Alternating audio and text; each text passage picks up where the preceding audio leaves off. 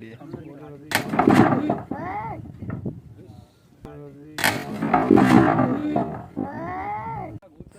আমরা সব বন্ধুরা মিলে নদীর ধারে একটু ঘুরতে এসেছিলাম কোনো প্রকার প্ল্যানিং ছাড়াই। আর নদীর ধার বলতে আমরা কিন্তু নেবুখালী নদীর ধারে এসেছিলাম ঘুরতে। আর নদীর ধারে একটা অদ্ভুত দৃশ্যও দেখতে পেয়েছিলাম, একটা ইঞ্জিন ভ্যান নদীর চরে ঘোরাঘুরি করছে। সাধারণত সচরাচর এই ধরনের এলাকাতে কিন্তু এরকম দৃশ্য দেখা যায় না, তাই কৌতূহলবশত জিজ্ঞেস করেই ফেললাম যে কী কারণে এমনটা হচ্ছে। পরে জানতে পারলাম যে ইঞ্জিন ভ্যানটাকে অন্য একটা জায়গায় নিয়ে যাওয়া হবে, যেখানে নিয়ে যাওয়া হবে সেখানে একমাত্র স্থানান্তরের মাধ্যমই হলো জলপথ, সে কারণে বোটে করে নিয়ে যাওয়া হচ্ছে। তো যেহেতু জনসংখ্যা খুবই কম ছিল, তাই আমরা বন্ধুরাও একটু হেল্প করতে লেগে গেলাম। আর পার্সোনালি আমি নিজেই ক্যামেরা করছিলাম। কেন ক্যামেরা করছিলাম নির্লজ্জের মতো, সেটা হয়তো যারা সামনাসামনি আমাকে চেনো তারা অবশ্যই বুঝতে পারছো, কারণ এই ইঞ্জিন ভ্যানটাকে ঠেলার না ঠেলা আমার জন্য একই ব্যাপার। আমার এই শরীর নিয়ে যদি আমি ইঞ্জিন ভ্যানকে ঠেলি তাহলে হয়তো ইঞ্জিন ভ্যানকে অপমান করা হবে। কিন্তু এই ভ্যানটির ওজন মোটামুটি বেশ ভালোই ছিল, আর নৌকার কাঠগুলো অনেক দিনের পুরাতন হওয়ায় ভঙ্গুর টাইপের হয়ে গেছিলো, যে কারণে এই ভ্যানের ওজন পড়ার সাথে সাথেই প্রেশারে কিন্তু কাঠগুলো এক এক করে ভাঙতে শুরু করে। তাও কোনোভাবে আমরা ভালো করে সেফ প্লেস করে পার্কিং করে দেই। তারপরে কোনোভাবে পার্কিং করে আমাদের আসল মতলবটা মনে পড়ে, কী করতে এখানে এসেছিলাম। আসলে বন্ধুদের সাথে এসেছিলাম তো আমরা ঘুরতেই। অনেক দিনই হলেও ওদের সাথে সেভাবে আলাপ সাক্ষাৎ হয় না, আর আমিও বদলে গেছি কিছুটা। হ্যাঁ, এখন হয়তো বদলে গেছি। আগের মতো আর সোশ্যাল মিডিয়াতে অতটা অ্যাক্টিভ থাকা হয় না। বেশ কয়েক মাস হচ্ছে আমি বেশ বাড়ির বাইরেই থাকছি, আর যার কারণে ভ্লগিংগুলোর মাধ্যমে মুহূর্তবন্দি করা সম্ভব হয় না। তবে একদিনের ছুটি নিয়ে চলে আসলাম নিজের বাড়িতে, আর কোনো প্রকার প্ল্যানিং ছাড়াই বন্ধুদের সাথে বেরিয়ে পড়লাম একটু। প্ল্যানিং করে ঘুরতে না যাওয়ার রেকর্ড বোধ হয় প্রতিটা ফ্রেন্ড সার্কেলেই রয়েছে, আমরাও তাদের ব্যতিক্রম নই। প্রতিবার কোথাও না কোথাও যাওয়ার প্ল্যান ঠিকই হয়, কিন্তু শেষমেশ সে ক্যান্সেল হয়েই যায়। তাই এবার আর কোনো প্রকার প্ল্যানিং নয়, ওই ইঞ্জিন ভ্যানটাকে কোনো প্রকার বোটে তুলে দিয়ে আমরা নিজেরাও একটা বোট ঠিক করলাম সুন্দরবনে ঘুরতে যাওয়ার জন্য, তাও মাত্র 10 মিনিটের ডিসিশন।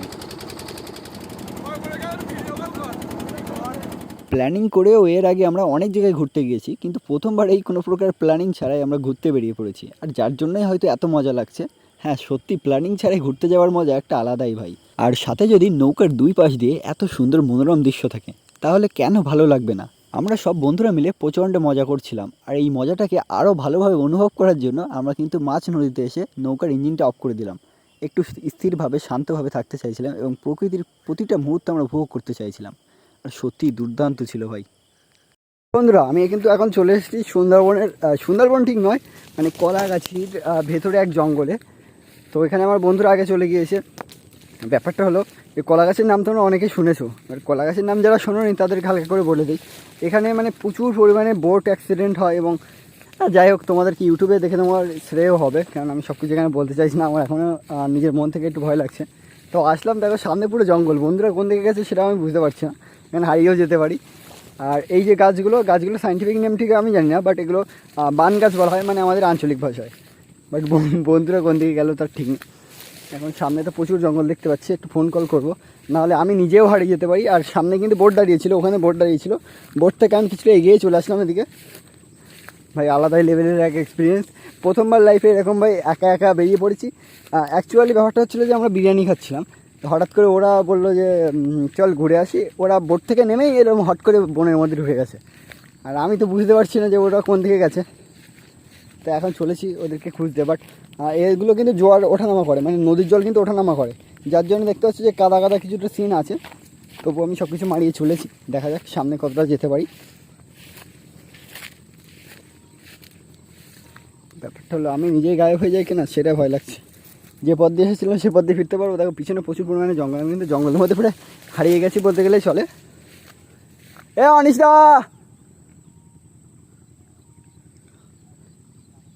ওকে, সামনে কিছুটা সাউন্ড শুনতে পাচ্ছি। ওরা ভাই উত্তর দেবে না, ওরা ভাই আলাদা লেভেলের লোকজন। চলো, আমাকে এভাবেই একা একাই যেতে হবে, চার্চের উপায় নেই। কিন্তু সামনে তো ভাই কাদা, তো এই কাজ ছেড়েছে। কোন পথ দিয়ে গেছে ওরা আমি ঠিক বুঝতে পারছি না। হ্যাঁ, সাউন্ড কিছুটা শুনতে পাচ্ছি। ওরা ইচ্ছে করে উত্তর দিচ্ছে না আমাকে ভয় দেখানোর জন্য, বাট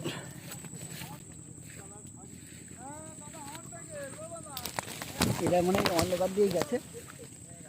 তোমরা কোন পথ দিয়ে আসলে? তোমরা কোন পথ দিয়ে গেছো?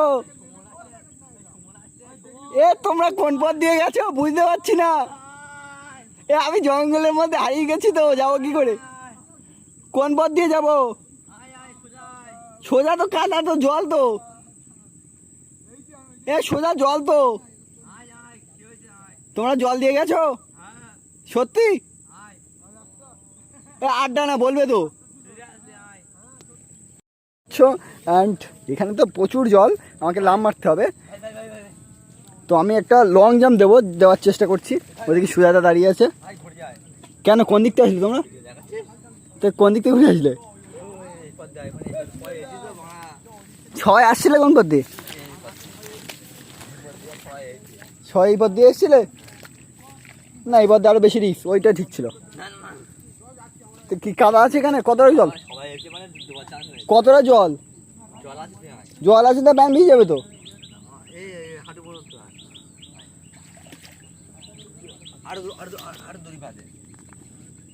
না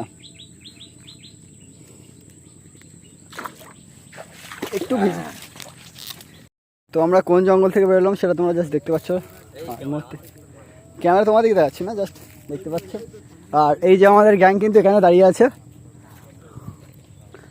দেখতে পাচ্ছি। দাদা এই জায়গাটার নাম কি দাদা? দাদা এখানে সবাই বলে কলাগাছির এই নদীতে নাকি বিশাল ভয়ঙ্কর। এইটা কলাগাছির মোড়, তাই তো? তিন নদীর মুখে আমরা তাহলে পেরিয়ে এসছি তোরা। এরা আমার জুতো লেগে যায়। এ দাদা চলে যাচ্ছ নাকি? যাচ্ছ? হ্যাঁ, এইটা বলো কেওড়া গাছ বলো, আর বাকিগুলো বান গাছ। আমাদের নাম লিখছে। কোন ছবি দিল প্লিজ? আমরা কিন্তু বেরিয়ে যাচ্ছি আবার এই জঙ্গলের মধ্যে দিয়ে। এখন কিন্তু নদীতে জোয়ার আছে, তো জোয়ারের যতটা এফেক্ট আমাদের উপরে পড়ছে না, বাট দেখতে পাচ্ছ জলগুলো কিছুটা মানে বাড়তে হচ্ছে। যাই হোক, দেখতে পাচ্ছ অবস্থা। তো আলাদা এক এক্সপিরিয়েন্স হচ্ছে আজ নতুনভাবে। তো আমরা চেষ্টা করবো। এখানে কিন্তু অনেক ডিঙি টাইপের নৌকা আছে। তারপর সেই ছোট্ট জঙ্গলটা পেরিয়ে আবারও বোটে উঠে পড়লাম বাড়ি ফেরার উদ্দেশ্যে। না, সুন্দরবন পর্যন্ত আর গেলাম না, যেহেতু সূর্যাস্ত যেতে চলেছে এবং অনেকটা দেরি হয়ে গেছে। অন্য কোনো দিনও আবারও প্ল্যানিং করে কিংবা প্ল্যানিং ছাড়াই এইভাবে আসা হবে। তবে মাত্র 300 টাকার বিনিময়ে এত সুন্দর মুহূর্ত অনুভব করেছি এবং বন্ধুদের সাথে মজা করেছি, সত্যি ভোলার নয়। আর এটা ফেসবুকে আপলোড করে রাখলাম, আমার মোবাইলে স্টোরেজ কম তাই।